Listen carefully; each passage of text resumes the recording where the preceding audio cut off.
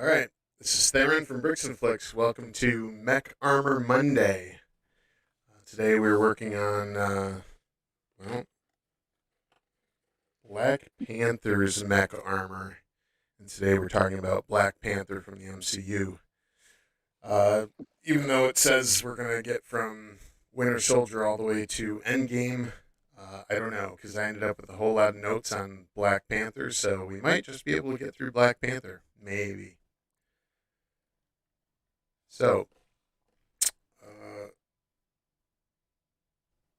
I don't see the stream yet. It's going out. We're seeing it. You got it? Okay. Bring up the chat so I can see that. Okay. All right. So, today's guests, I got HTPB, my brother Todd, and his daughter Shayna.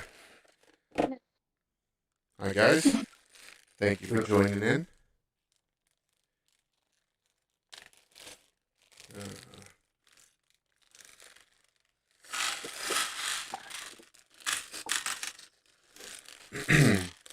I mentioned in my Pirates of the Caribbean that I should do ASMR Lego. That would be pretty cool. Put Lego together with start I whispering. saw online they have a Death Star trench diorama, which looks pretty wickedly cool. It's an X-wing being chased by 3 TIE fighters. Yeah, it's slightly less expensive than the last one I just bought, but I couldn't justify another $60 on a diorama that it looks cool. Yeah, I saw it online. I didn't see the price. All right, Shana, your job is to let me know if the stream drops or if we have any problems. Sounds like a plan. Cool. All right, so Black Panther, his first appearance in the Civil War. So we first see him at the Sokovia Accords with his father about to give an address, and Natasha, and he notices Natasha over there and talks to her real quick and says, "I'm glad to see you here." Blah blah blah. Let's see. She says to him somewhere along the. I suppose he says. I suppose neither of us. No, she says. I suppose neither of us used the spotlight, or maybe he says it. I don't know. I can't remember. It's been a long day. And he says, so she says, "You don't approve of all this?" He says, "The accords, yes. The politics, no." He says, "Two people in a room can can get more done than 100." And his father chimes in and says, "Unless you need to move a piano." So he immediately does not like the Sokovia Accords politics that are going on. He doesn't mind the fact that there's going to be oversight for superheroes. But the interesting thing is, it won't affect him one way or the other. They don't know he's a superhero. He hasn't said anything. He hasn't done anything. Yeah, I think he was there more. I think he was there more as a heir to the king of Wakanda after some Wakandans had been killed, and they were worried, probably just like everybody else, that the Avengers just need to.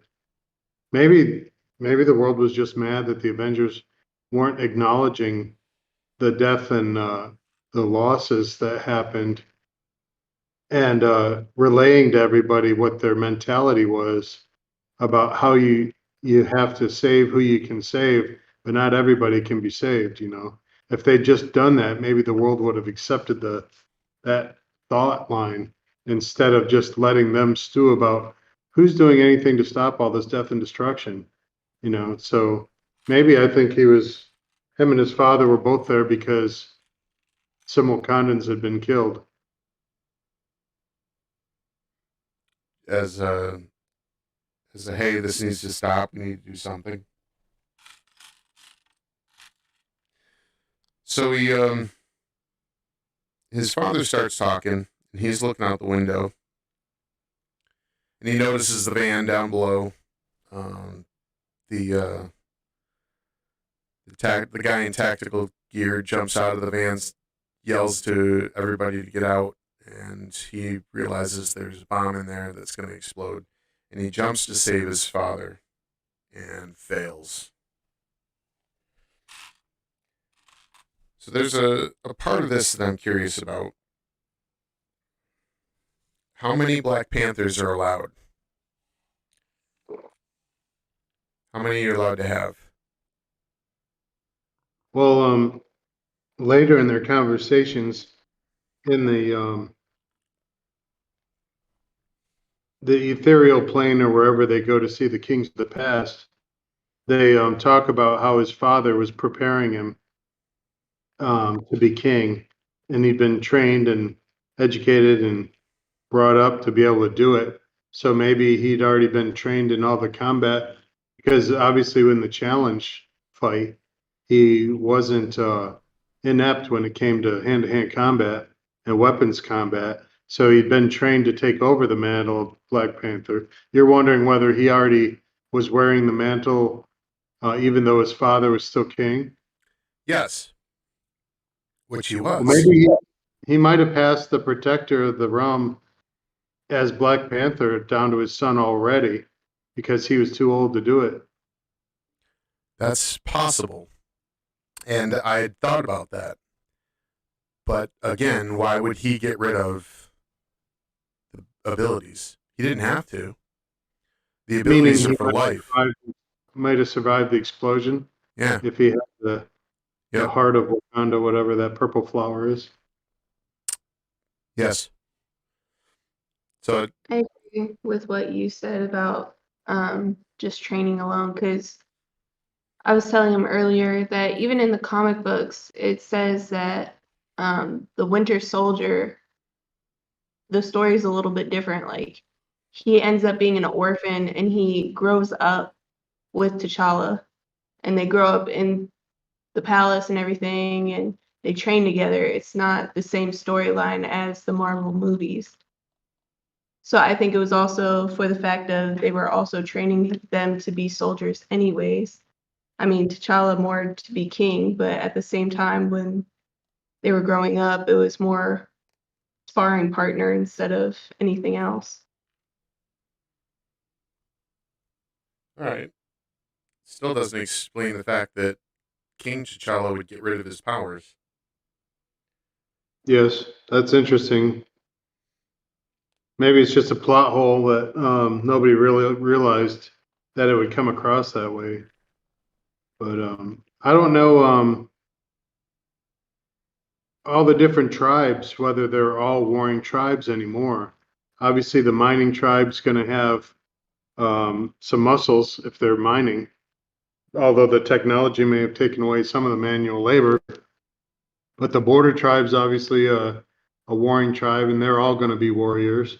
And the mountain tribe, since they're standalone and they didn't accept the rule of the Black Panther King, they're all warriors as well. But I'm not sure whether like the merchant tribe or I don't know if the golden tribe and the river tribe, whether one or all of those are also warriors or not, or just citizens of Wakanda because they're not the fighters. But obviously, as the heir to the king, T'Challa is going to be trained up to take over for his father and to take over the mantle of the Black Panther, whether he had it given to him early or not. Yeah. I understand. Yeah. The although in Black Panther, when they do ask the question is there any challenger, they do say any warrior from any tribe, and the warriors that could challenge him are standing next to one of the elders of each of the tribes, and so when the elder says, no, we're not going to challenge. You have the warrior right there being all stoic and, officially then showing their support for T'Challa, at least for Well, the four tribes. I don't think it's said anywhere in the movies that the Black Panther, when they were doing the initial storyline narrative and stuff, I don't think they said the Black Panther was a Black Panther because he was king. Just that he was the protector of the realm, took on the mantle of the Black Panther, but it didn't, I don't think it, because the bloodline went from T'Chaka to T'Challa, um, maybe he was assumed that since he already was wearing the mantle of the Black Panther, because he was the bloodline of his father, that he would take over as king as long as no one had a combat challenge. But otherwise, it was going to stay in the bloodline, and he was already serving as the Black Panther protector of Wakanda. So I don't know. It seemed like everyone was kind of happy with the ruling staying in that family, except for the border tribe. Wakabi wasn't too happy because mostly because of his angst and vengeance, desire for vengeance, because his parents were killed in the heist that stole all that vibranium from Claw. So he was kind of angry about that. But it also, he did a lot of head nodding and a lot of agreeing with Killmonger about whether or not people have been, the black people have been taking it in the butt for so long that there was going to be some payback coming. He seemed to be in line with that as well, and that they had the power to do more than just stay hidden and protect Wakanda's secrets. So I don't know. It didn't seem like the other tribes were as anxious to move away from what T'Chaka was already doing. So they were happy to let T'Challa take over and keep doing the same thing. That's why none of them said, I have no challenger. I'm good. Yeah. I think that the Jabari tribe, M'Baku, was angry that they had betrayed their traditions and gone too far depending on technology and had lost their way as far as their traditions went. And that's why he was more upset and wanted to challenge, not just because whether or not they sat on their mountain watching what I'm going to call throughout this discussion the spies and lies policy that the country was basically following for generations, whether or not they were upset about that or just upset that the traditions and the technology were at odds with each other. And that's why he was challenging. I don't know if we put to bed the initial discussion about why T'Chaka had given away the mantle of Black Panther, even though he was still king. I don't know if we We finished didn't, that. but there's no answer to it anywhere in the movies. So T'Chaka's dead, and T'Challa says that he's going to go after Bucky. Romanoff says, just let the task force handle it. And he says, no, I'm going to kill him myself. So he says straight out, I'm going to kill him. So definitely the vengeance side of things. So the first fight with Bucky then, because it then jumps to Cap looking for Bucky. Presumably he followed somebody and ended up finding where Bucky was at.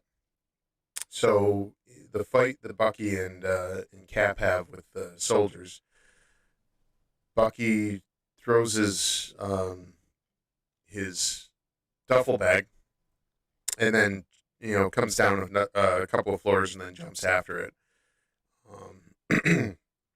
And as he rolls and picks up his duffel bag, he starts sprinting. So at super soldier speed for 4 seconds, he's sprinting, which we know is pretty fast.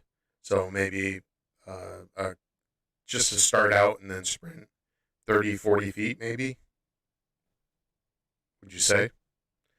Sounds good to me. And he's looking down, and he sees his own shadow, and something's coming down from above and lands on him, and they roll. So this brings up my first question. Where did he come from? Where did Black Panther come from? Because I assume it was a super leap. I mean, Panthers pounce. And I mean, I've seen videos of lions and lionesses jumping like 30 or 40 feet up into a tree to get to the level of, or to jump up on a giraffe's head. You know, they just jump some huge distance and you're like, are you kidding me? You know, so maybe with the power of the Black Panther, he's got the super leap ability that Steve Rogers does as a super soldier. well, the reason why I bring that up is just because Rogers, when he jumps across, he barely makes it. And he had a running head start. He barely makes it to the edge. And we're talking another 30 feet or so. And that's where the Black Panther ends up landing on him. So we don't see if he landed first and then jumped up in the air. We don't see any of that. But so the first ability that I have for Black Panther is the super leap. So I do have that. The second ability is once he tucks and rolls and they face off, his claws come out. So he's got vibranium claws. And then he's seemingly equal in physical combat ability to a super serum soldier like Bucky. As he faces off in there, they hold their own. Each of them do. Let's see. He's also bulletproof. The vibranium suit, not just regular bullets, but we're talking like the helicopter with the mounted machine gun. So they're firing down on him, and I imagine each of those hits much harder than a brick, but all of them bounce off. He doesn't flinch at all. So you know that he can take a good amount of force being bashed against his vibranium suit. And there's reasons I bring all this stuff up, by the way, but it's important because later on there's inconsistencies that that are interesting. So up to this, they're currently on the rooftop and they're fighting. Do you have anything personal that you want to add to this at the moment? Well, I kind of always had a theory, like the fact that Tony Stark's father, Howard, was in contact with the Wakandans somehow in order to make Captain America's shield alone. I always had a possible theory that maybe he was in contact more than what is portrayed, and possibly the same herb that's used for the Black Panther could have been used for the soldier super serum that was used for Captain America. Because even though that it's not the same color in the movie, it could have just been Howard Stark using a good majority of it and then just going off of that. But I mean, they do have most of the same super strength. And then, of course, the vibranium suit that Black Panther wears helps a lot, especially the new one that his sister made him. But at the same time, like you said, his strength had to also come from somewhere. Right. Well, I'm not 100% sure, but I don't know anything about the comics in this part. Whether or not the vibranium was discovered as the hardest substance known on the planet, whether or not it was of meteorite origin or not, but enough of it that was known to exist was collected and made into a shield may or may not have been part of Wakandan's contact, and it might have just been that people who found trace elements of vibranium, put enough of it together that they had enough to experiment with to figure out how to shape it and how to mold it into different things. Or you're saying like if they didn't know it was vibranium, like in the beginning of the movie, they end up getting this artifact that he was like, no, it's actually not from Benin. It's from the Wakandans, and she's like, I beg your pardon. And then that's pretty much how the whole movie starts. It's more of a political issue about how it was more take instead of we can help and use this for good, which kind of starts the whole movie entirely. Maybe they just didn't know that they had it in the first place. Yeah, I don't know other than the fact that Howard said that that was all of it that he had. He said It that looks like it's interesting in the comics. I think Killmonger had a hammer with a spike head that looked like that in the comic. I had looked in a couple images um, when I was looking up some research for this podcast, and it looked like Killmonger had something that looked like I don't know, like a Angry Bird's beak kind of hammer, With the and arc. that might have been a little bit of a head nod to the comics. Well, the mask that they used was part of the comics. He had a regular type mask, but in the movie they made it a little bit more detailed. But in the comics, he does wear a mask exactly like that. That's interesting. That would explain that. Yeah. Well, cool.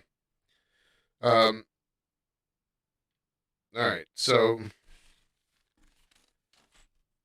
they chase after. Bucky jumps down to a ledge, then jumps down to the ground. And I wasn't sure how much of a leap or how much physical impact Black Panther could take because he didn't leap right down in this movie. He instead jumps to the wall and then scrapes his way down, and that might possibly just be to make it cool, to say, "Hey, look at what he can do. He can, slide down a wall with his claws." Because Cap just jumps right off the roof. He doesn't even jump halfway down. He just jumps straight off the roof onto the ground, and so you know that the super serum that they're able to the Cap and Bucky at least are able to take that kind of impact. And I was curious as I was watching this because, like I said, I was doing it in order to see what we were learning about Black Panther as we went. Right. So the next thing is they chase after him on foot, and Black Panther is keeping up with Bucky, and Cap is, well, their distance is staying the same. None of them are catching up on each other. They're keeping pretty much the same distances. So Cap ends up hijacking a car, and it seems like they're consistent with that because later in the Infinity Wars and the Endgame movie, when they're charging the field against the force field, running towards the force field or something to charge the enemy, once they opened it up and let the bad guys in and they start rushing, Cap and Black Panther both are sprinting at the same pace as they're passing everybody. Yeah, I noticed that too, yeah. So, let's see.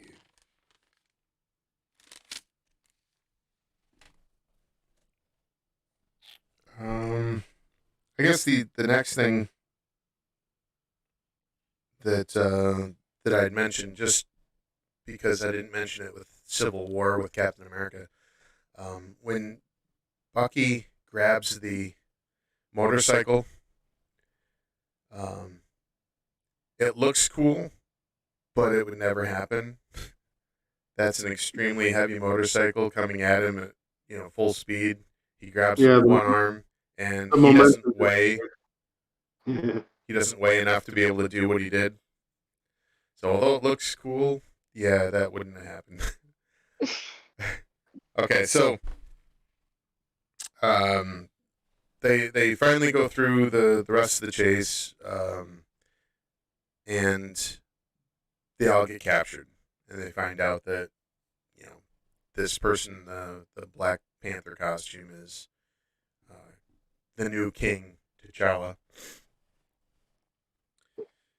So when it comes to the next part where we see Black Panther, they're talking in the van, just real quick, where Falcon kind of makes fun of him, says, "You like cats?" Bucky or Cap tells Falcon to stop, but I thought it was kind of funny. He's, what, you like cats or something? Which is funny because he's a bird. So Yeah, that was kind of funny. all right. So um, Black Panther, with the Bucky grabbing the motorcycle, I wrote on here, Marvel physics is fun since it doesn't it doesn't work with real physics.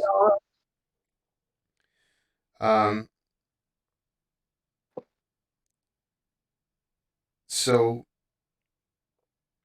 the next ability is when Bucky's escaping and T'Challa's attacking him, and the ring that he got from his dad starts giving some kind of frequency interference with Bucky's arm, which is the only way that he knew that the arm was made of vibranium. Because he stops for a second, looks at the arm, but it was all because of the ring made some, and there's no other reference mentioned of it anywhere else. So I wasn't sure what they were planning with that. Were they trying to say that vibranium can react with vibranium, that it instinctively knows? I'm thinking there has to be some tech inside the arm, kind of like Claw's mining tool that was repurposed as an arm cannon, that something allows the stump on his body to be able to move around a vibranium arm that kind of looks like an X-Men Colossus. Is it Colossus? Colossus, yeah. That looked like Colossus's arm. And it's like, how do you manipulate that and move it around without there being some kind of tech inside it? Well, even when Claw alone, again, going back to the artifact scene where he shatters the case that it's in, and then connects his arm with it, automatically it transforms itself into a cleaner version. Well, that I think is, he said it's when he was describing to the CIA agent that it was a mining tool that he made some modifications to. That makes sense that you'd be able to vibrate off all the ore from around, or the metal itself from the dirt that you're mining it from. You know what I mean? Maybe the mining tool has the tech in it so that you vibrate it and then you're left with a handful of the actual either the ore or the vibranium if it's in its metal state from melting. That's what he does with Killmonger's pickaxe there. He vibrates all of the crap off of it. I don't know. I'm thinking that Bucky's arm has got some tech in it, and it's obviously Wakandan tech. The question is, who in Wakanda built it, or is it just a plot hole because who outfitted him with that arm already?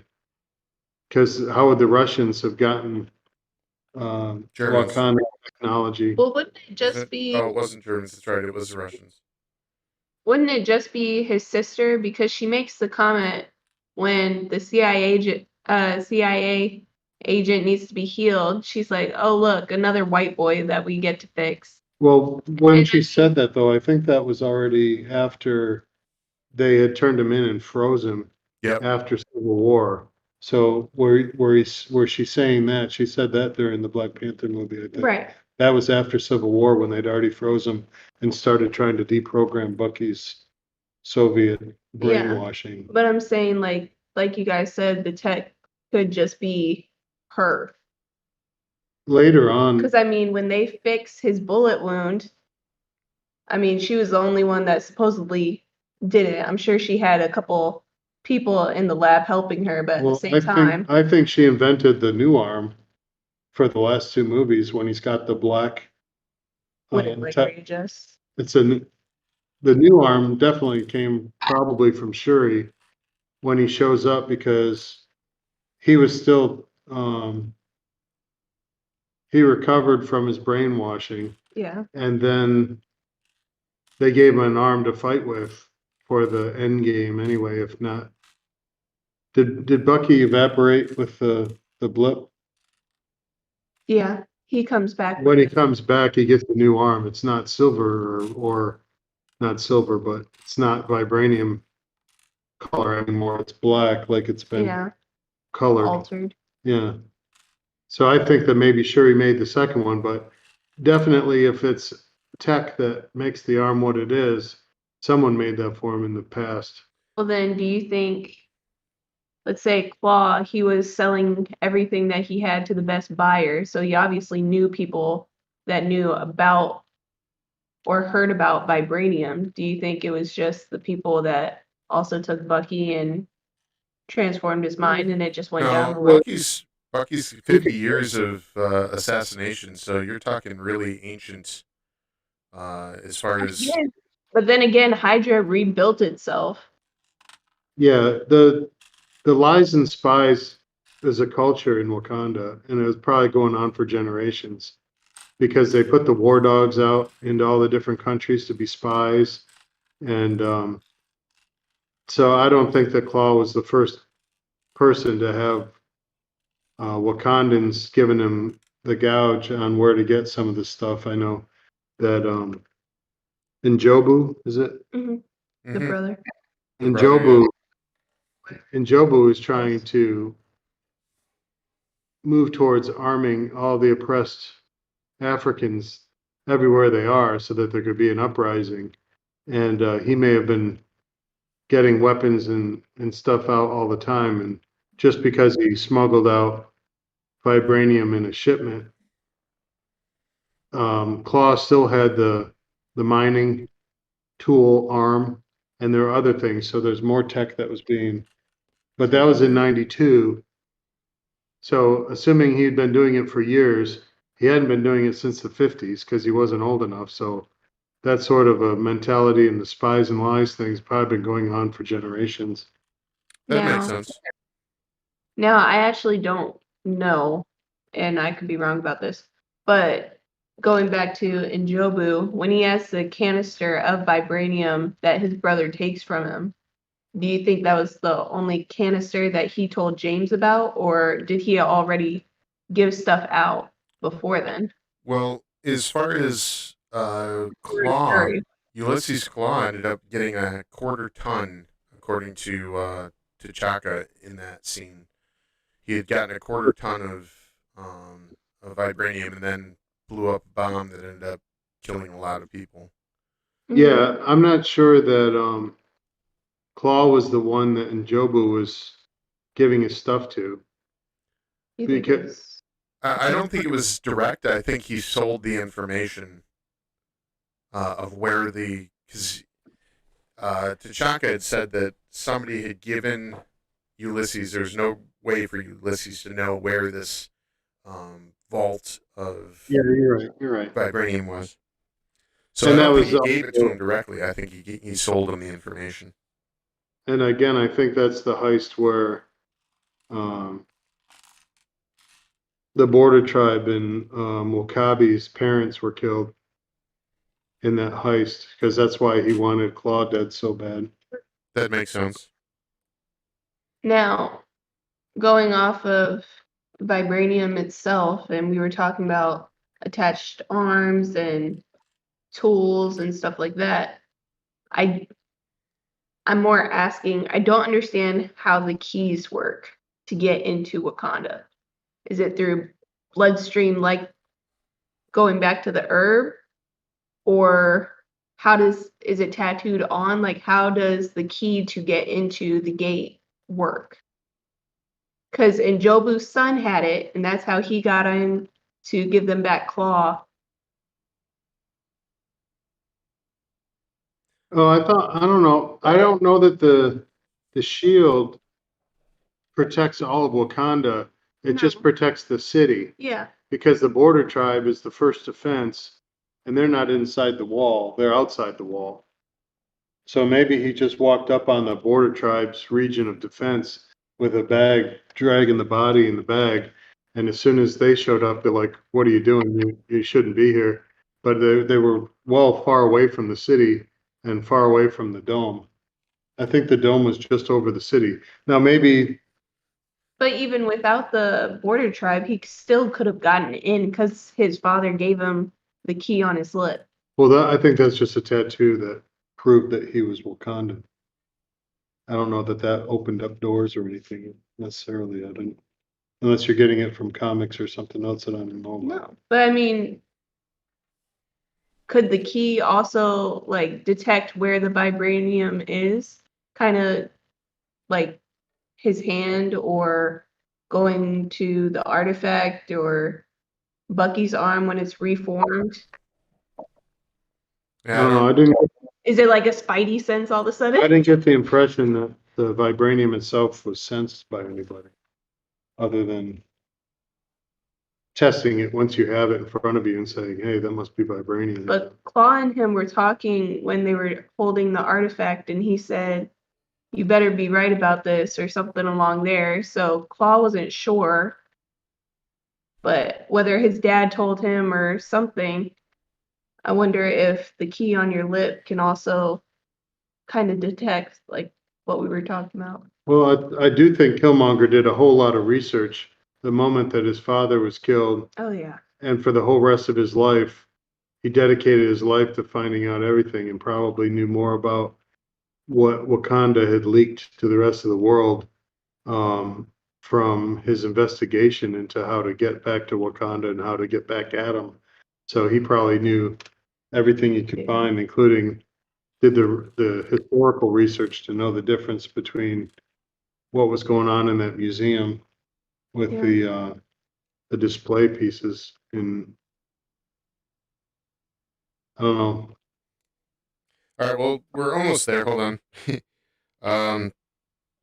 So the fight in Civil War happens between Cap and Iron Man, and uh, Black Panther goes to Zemo, and he tells Zemo that vengeance has consumed you. It's consuming them. I'm done with it. Done with letting it consume me. And then Zemo says, "Tell that to the dead," and tries to shoot himself. And Black Panther stops the bullet, you know, puts him in a headlock and says, "The living is not done with you yet." So at the end credit scene where they put Bucky in cryo, Captain America says, "If they find out that you have him, they'll come after you." And Black Panther says, "Let them try." So he's got some confidence still in Civil War, but that all changes in Black Panther when he suddenly doesn't feel like he has the confidence to become king or to be king. So for some reason, he sort of stepped back in his story arc. Yeah, I don't think that they tried too hard to keep the discovery of information about his character and his mentality about taking over the throne. I don't think they tried too hard to keep that coherent, because he turned into a kind of a wimp, as far as, at least to the people who are his confidants. He was a wimp. Maybe to the rest of the world he puts on a good show, but to his confidants and to his father, when he sees him in the ethereal plane, kind of like, "I don't think I'm ready to do this." maybe just because he didn't see a path, he didn't have an idea of what was going to happen next. I don't know. Yeah, I'm not sure. I see so many inconsistencies in the Black Panther movie that um, I couldn't tell you what the writers or the characters are thinking.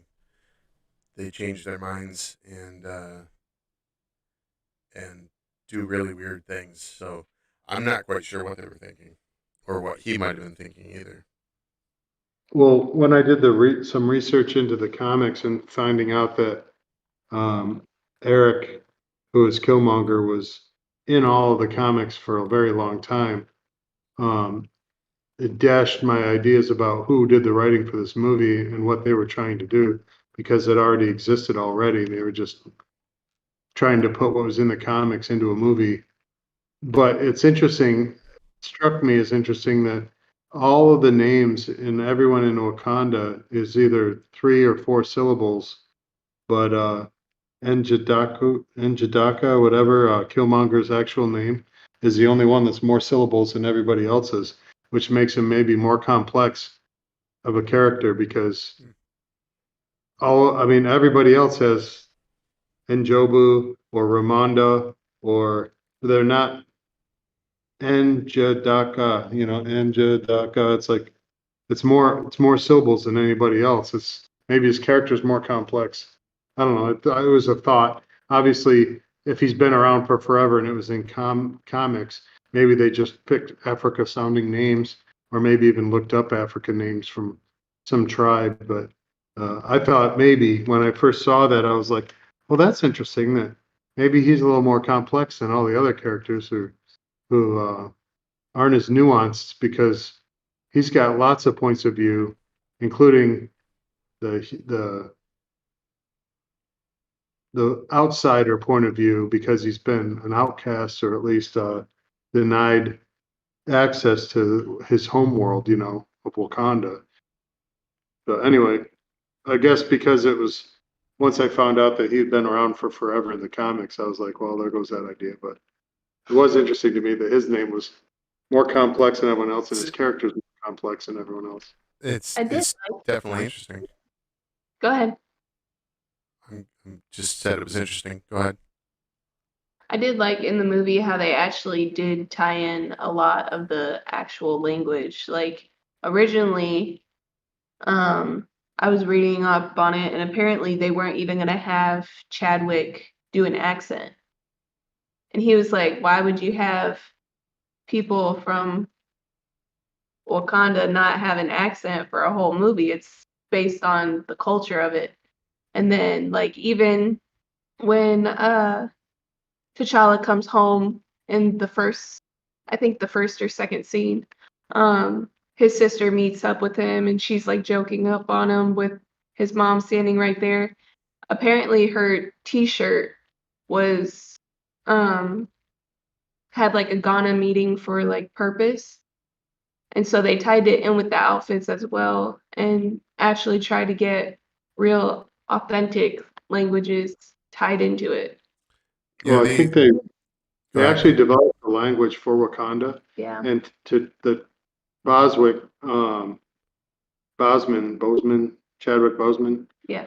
he learned the language for it, kind of the same way that the character for Uhura learned she learned the languages as she was playing in both Star Trek and in the Avatar movies. She actually learned the language. But I think they said in one of the commentaries that several of the characters learned how to say and pronounce the Wakandan language in order to make the consistency and authenticity seem more real. Oh yeah, like So that there isn't actually a language they created that's Wakandan. What I read was it was T'Chaka's actual heritage language. I It think was they made up a bunch of it. yeah, so I that's all I read, I knew. but I think they did a really good job. I mean, even um I guess the head chief for the border or whatever his name is. Um The border tribe guy, M'Baku. yeah, Yeah. M'Baku. No, not No, M'Baku. It was Yes. Wakabi. I know what you're trying to yeah, say. it's Wakabi. Wakabi. Apparently he didn't even know how to ride at all, so he actually did horseback riding training in order to ride the rhino in the last fighting scene. Like they just did random stuff to make it more believable, which paid off. I mean, the end movie looked pretty good with all the extra added teachings in it. CGI rhinos paid off for you? Yeah. Wow. Doesn't take much to impress you, does it? Nope. Well, I was watching Just a bunch of rhino. Hitari, whatever the John Wayne movie is in Africa. They capture a rhino in one of the scenes, and they have two cars going alongside, and the thing's ramming into both cars back and forth. And even though it was a Hollywood movie, they really captured a rhino for that scene. You know, they was ramming these vehicles in the real life. It's kind of interesting. They're quite aggressive, apparently. I would imagine. Which is something weird about their domesticated rhinos.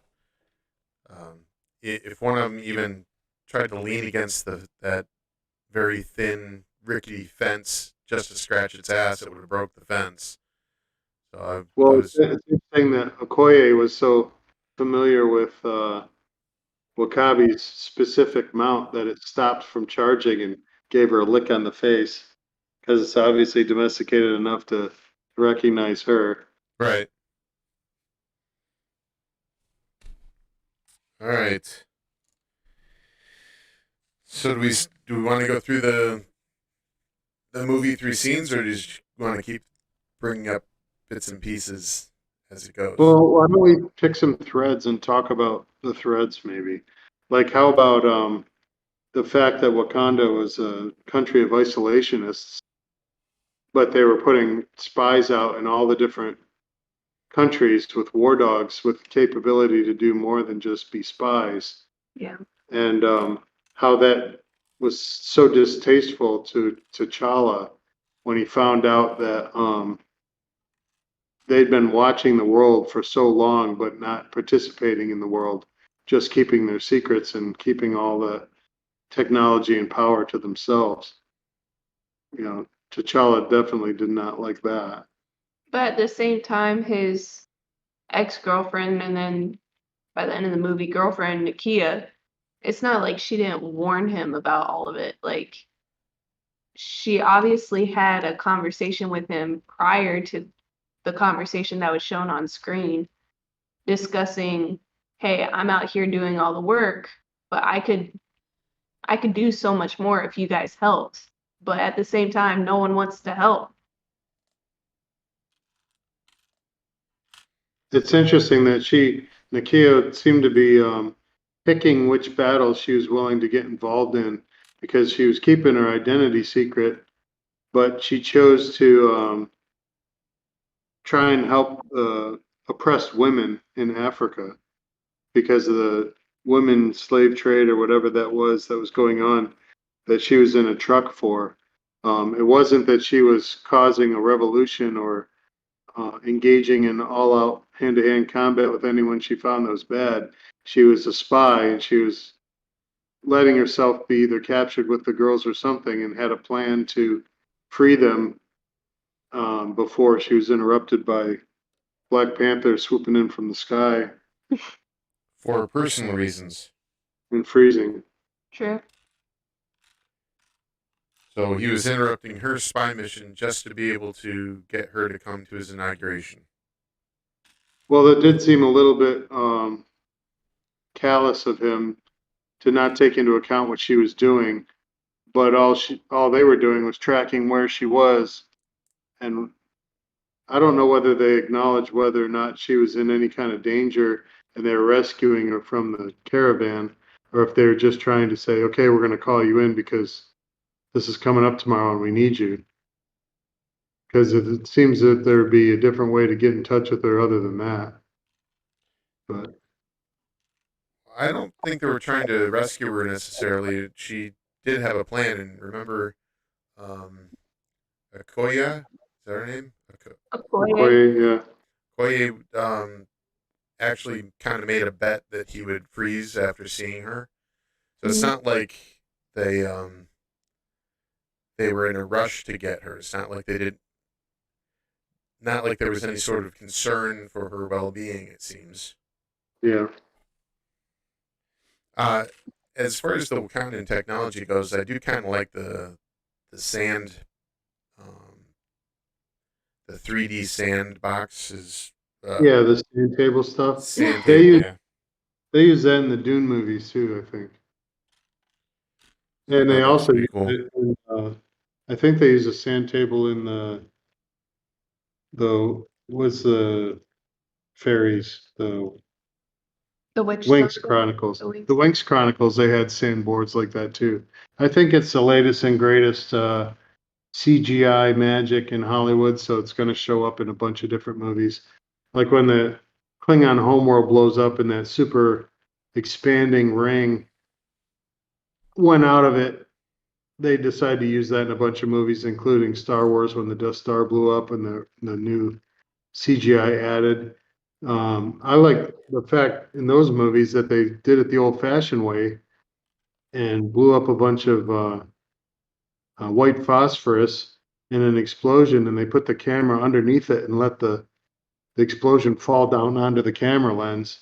That made more sense to me than adding this like pulse of a ring that comes out. And it seems that that sand table tech is the same thing. It's the latest and greatest Gucci thing to put in your movie is they've got a sand table that morphs into what's going on, you know. So I was less impressed that that was a Wakandan thing, other than the fact that it's not common, but it's not in Hollywood uncommon. Yeah. Right. But at the time that I saw it the first time, all I was thinking was Big Hero 6 with Hero. Heroes, micro robots. Yeah.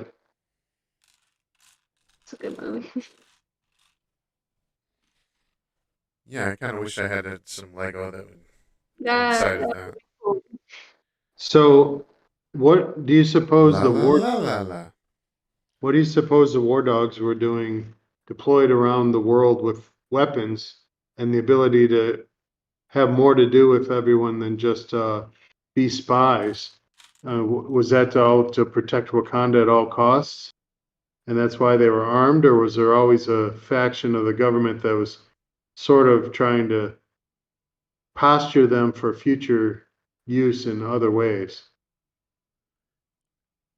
I don't know because the council that he ends up talking to, that what four or five different elders, um, right after he's done talking to Wakabi, next to the rhinos, Okoye gets on their communication device and says, "We just picked up Claw on the radar," and then conveniently when she's briefing them in that room, um, she tells him not only where he is, but what he's planning on doing and when he's planning on doing it, which I thought interesting that they got that much information.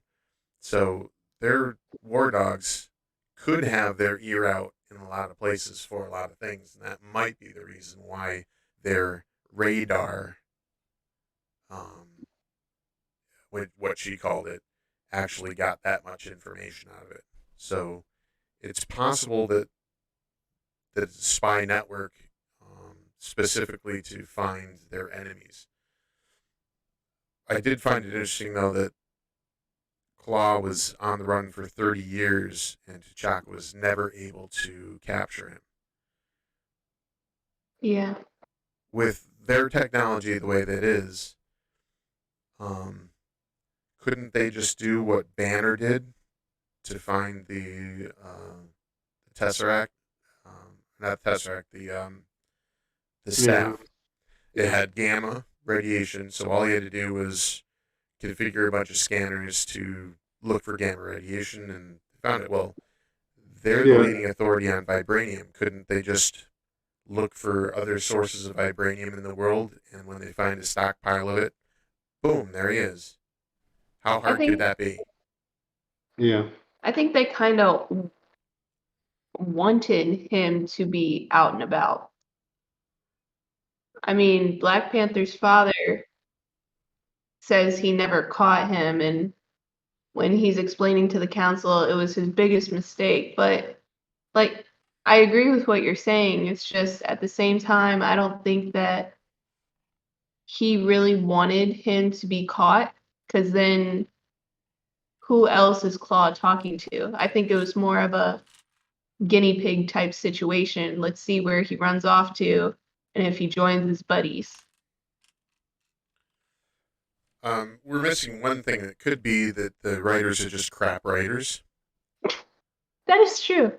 and that all of this extra thought we're putting into it, we're giving them more credit than they actually deserve. Yeah, there's definitely some plot lines, or at least some themes that were throughout this movie that seem to have a higher priority um, than trying to impress the people who are the true believer comic readers and everything else.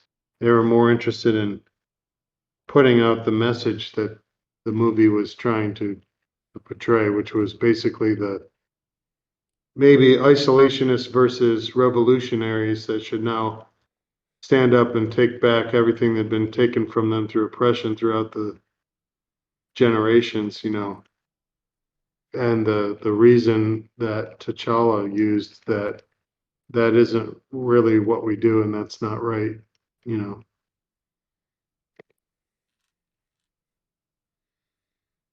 Those themes seem to take up more of the writer's attention and how they were going to tiptoe around saying it out loud without screaming it out loud, because they were screaming it quite softly, but they were screaming it just the same. I agree.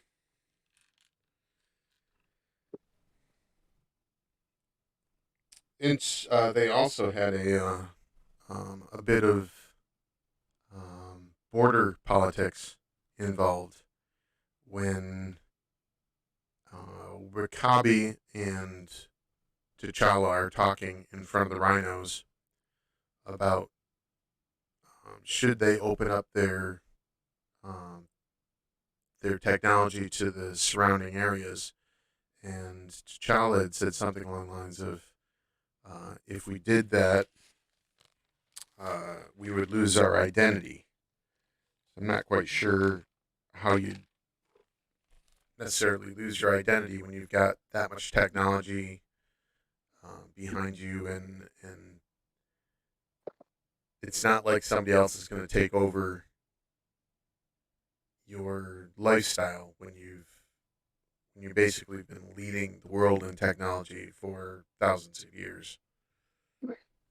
So I don't It know. may have been the same sort of um,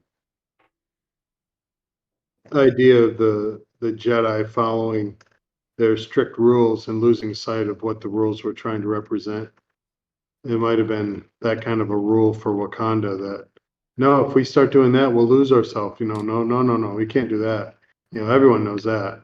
You know, the arguments of why they're isolationists is probably well known for everyone who talks about anytime they want to do something for the rest of the world, they're like, no, no, when it comes right down to it, we don't want to expose Wakanda and let everyone and their mother would try and get Wakanda stuff and come and take our secret stash of powerful metal if we started giving it away.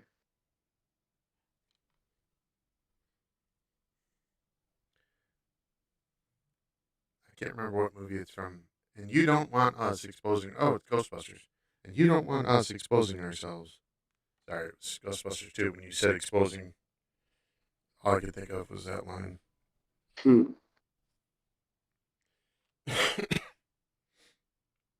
Well, let's see. What else? Okay, so let's talk about this very backward idea in a technologically advanced society that holds their morality higher than everybody else's. Why is it that to become king, you have to survive a challenge, physical challenge, which means strongest becomes king.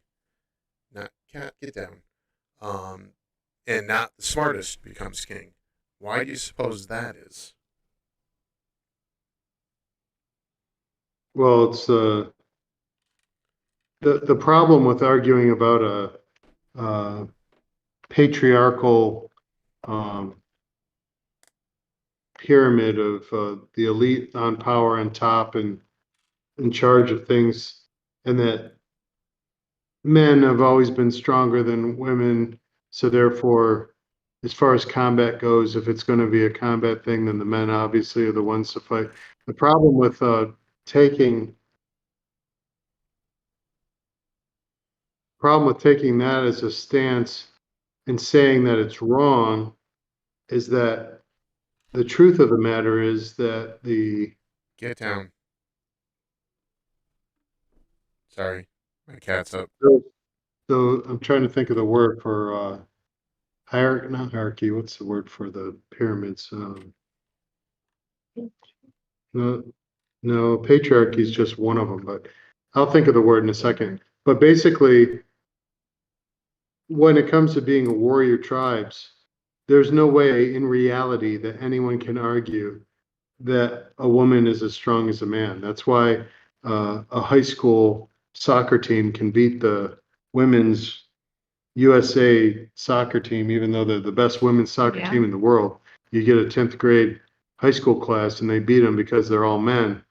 It's not because they don't have the capacity to think more or less than women. It's just that when it comes to physical strength, if they're a warrior tribe, trying to say that there's some Amazon women that kick all the men's butts, or that there's Viking women that kick all the men's butts, whether or not there were warriors who were also women, you can't sell it, no matter how you sell it, that in a warrior tribe that the men aren't going to come out on top.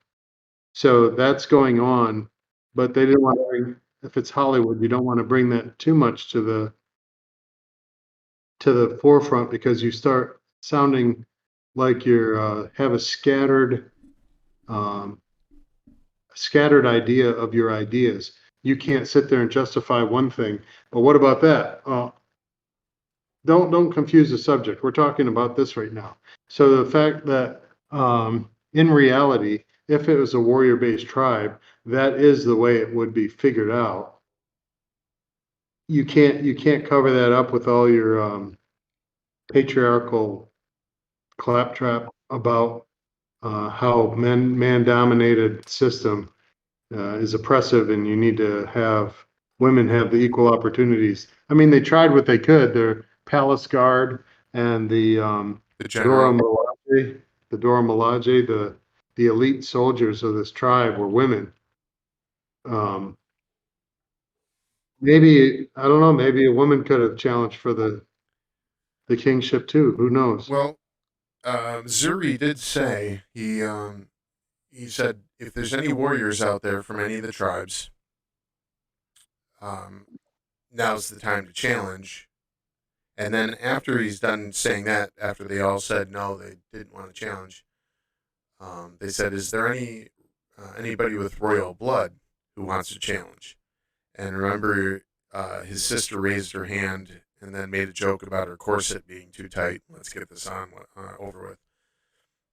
But they did look at her like, "Oh, you want to challenge him?" It's not like they didn't think she could challenge him. And yes, she probably would not beat him physically. But my question is still, why would you have the dumbest, strongest person in the tribes become king of a technologically advanced, intelligent kingdom? No, well, now you're getting into why some of the writing in the movie was the way it was, because Disney's woke approach to everything. In the final battle scenes, when the mountain tribe, the Jabari tribe, led by M'Baku, comes and saves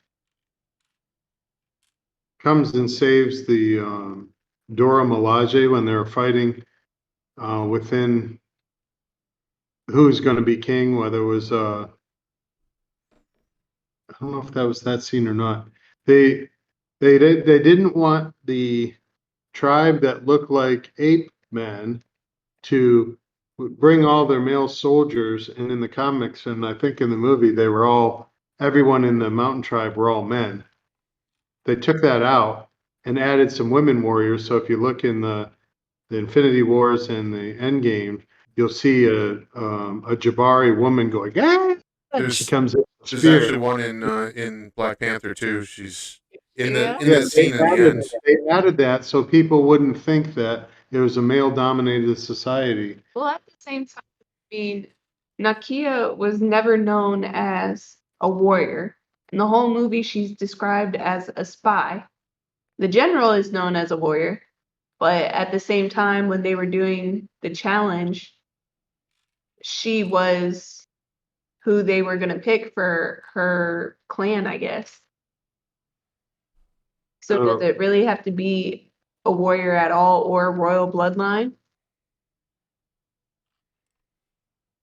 It did seem like all the different heads of the tribes, when they were saying they weren't going to challenge, had an old person and a young person, and the young person looked like they were the one that could challenge, and the old person goes, no, we're not going to do that. You know, so it looks like they had, You're too crusty, Dusty. what's that? They're too crusty, Dusty. They had to get the youngins out there. Yeah, that was what I had said earlier about the warriors were just standing there stoic next to the elders.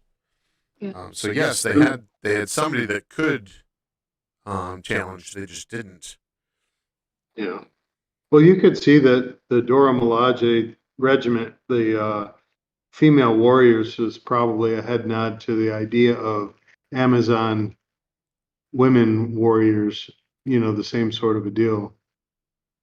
But I don't know. Whatever their rules were, it was obviously uh, old traditional ways that were quickly going away. The reason why M'Baku was mad about the traditions going away, because now that T'Challa's dead, Disney's going to have to figure out a way to make the next Black Panther movie, and they're going to come up with some way to spin it so that someone can be the Black Panther, and it may not be a man, It's gonna be Shuri. She's Yeah. in the comics. She actually becomes Black Panther. But then does that mean that she has to be challenged too? I would think that would have to be done. Yeah. Why would you just? Don't wait. So they're just gonna have to keep finding other people. I mean, I think her tech could win, but she's a tiny person. Yeah. She's not gonna get there. Yeah, it'll be interesting to see how they handle that. Unless they decide not to challenge and then Baku decides that his attitude towards her has changed. I mean, throughout the movie, it seems like they have a lot of tension. We've actually changed our government to a narco-syndicated commune where we all take turns being the leader. Oh, wait, that's Monty Python. My bad. Well, in the end, when the rhino licks Okoye's face, and Wakabi, her boyfriend, is the one that's attacking, and he stops. I found it interesting that they were attacking on opposite sides, that they didn't see eye to eye as far as that went. I also found it interesting that Wakabi so quickly went against T'Challa that he just dropped his old friend for this new guy. Well, I mean, he dropped his wife, so why wouldn't he drop his friend too? Was it wife or his girlfriend? I don't even know. I did notice that when Killmonger was about to kill his friend and stabbed him in the stomach with the blade, he did not seem too concerned. It seemed like he was saying, whoever wins this is the rightful king, and I'll follow it. Although he wasn't doing it necessarily for the right reasons. Yeah, at least that part of the tradition, I think he followed. So I don't think that Wakabi's unredeemable as far as what his belief system was. He obviously thought that the right to combat would choose who the next leader would be, and he was also anxious to get payback to the rest of the world for oppression, and he liked what Killmonger was saying about that stuff. And because he'd already argued with T'Challa about not doing enough to find Claw and making it a priority because his parents had been killed by him. So he had some reasons why he was happy that he might see the vengeance he wanted if Killmonger became the king. But it is funny. I did notice that he didn't seem too concerned when T'Challa started to lose so much that he was about to die in the combat. He didn't seem too upset that his best friend growing up was going to die. Yeah. I found it interesting that you could drop your loyalty that quickly, I guess. Just for vengeance sake. I don't know. I don't think that way, so I guess I had a problem with that. I suppose in hindsight, it's hard to pick out who the warrior is that you're supposed to feel is the protagonist that you attach your who you're rooting for to. Like there are movies where I can't find any common ground with the protagonist at all, and then the movie just sort of swims for me because I can't jump on board with what they're doing. Like if you look at like the World of Worlds movie with Tom Cruise, I couldn't relate to his character one bit. I was more repulsed by his character and how um, degenerate he was when it came to people around him and everything. He was quite selfish in his whole life, and he was the main character. And I'm like, I don't know who I'm supposed to root for in this movie. And I wasn't sure in Black Panther necessarily who I was supposed to root for, other than it seemed like T'Challa had some great ideas that he was tired of the lies. He was tired of people covering up past mistakes. And he seemed honestly to think that maybe he ought to be someone worthy of being king before he became king. And that's why in the beginning, he didn't think he was worthy yet or didn't know if he was ready to be king because he had maybe in his own mind proved his worth. So he had some characteristics that you would say, hey, those are characteristics you could follow. So I don't know. I just don't know if I felt like there's someone I could jump behind. I mean, even in Civil War between Iron Man and Captain America, you could pick one side or the other, and you could justify it with some pretty good logic why one of them was right some of the time and the other one was right some of the time, you know.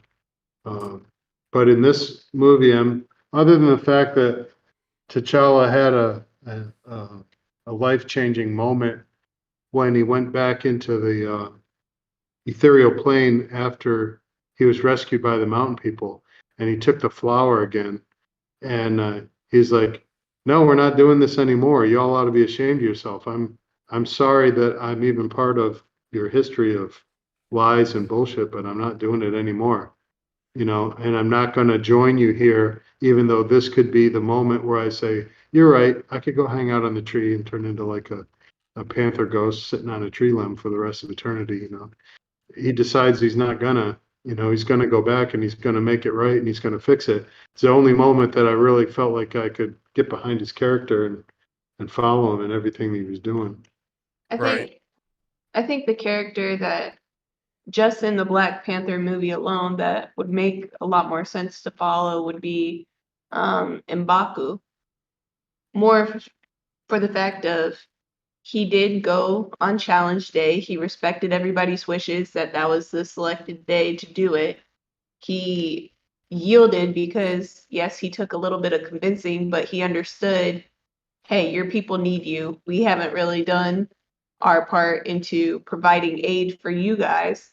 Like you are the main honcho over your people. Like, you need to yield, that way you still reign over everyone. And yet at the same time, he respected the fact that the Black Panther still saved his life and decided to save his, compared to like the general and her husband. It was, okay, it's cut dry. Like, whatever my king says, that's what I'm gonna do. Well, it seemed that T'Challa's mother and sister were willing to let M'Baku and the Mountain Tribe take leadership of all the tribes because they were better off than having Killmonger do it to save the Wakandan people. Because even though they were traditionalists and isolationists, even in their own tribe, no one had seen them for a long time or had any interactions with them. They couldn't be as bad as what Killmonger was suggesting that they all become.